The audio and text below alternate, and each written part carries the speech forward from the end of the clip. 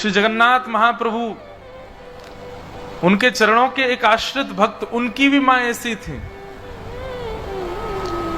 उस भक्त का नाम था सालबेग। बहुत सुंदर कथा है श्री सालबेग जी की। सालबेग जी की माता जी, उनका पूर्व चरित्र तो इतना विस्तृत नहीं सुनेंगे, पर बस इतना मात्र समझ लीजिए कि एक म्लेच्छ व्यक्ति ने अपहरण करके उनको ले गया और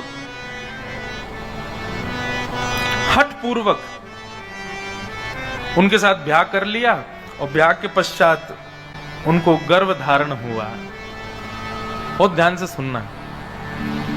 तो जब गर्भ धारण हुआ तो समुद्र में अपने प्राण त्यागने के लिए जाने लगी।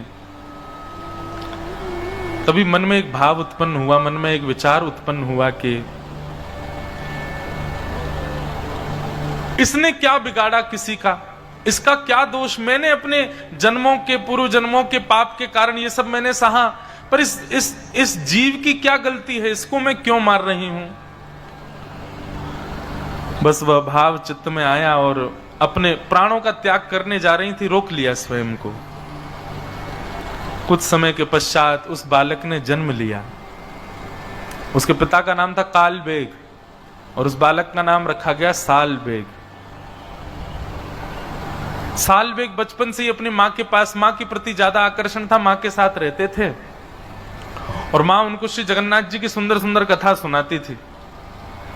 दर्शन करने कभी नहीं गया, कोसों दूर गांव में रहता है सालबेग। तो सालबेग एक म्लेच्छ, माताजी तो उनकी ब्राह्मणी थी पर पिताजी उनके म्लेच्छ थे, हठपूर्वक उनका वर्ण करके और फिर बालक का जन्म हुआ। सालबेग बचपन से ही कोई भी बात होती जो जगन्नाथ जी जगन्नाथ जी जगन्नाथ जी के बारे में उनकी माताजी सुनाती रहती। जगन्नाथ जी के ऐसे बड़े बड़े नेत्र हैं, तेरे को पता है ऐसे बड़े नेत्र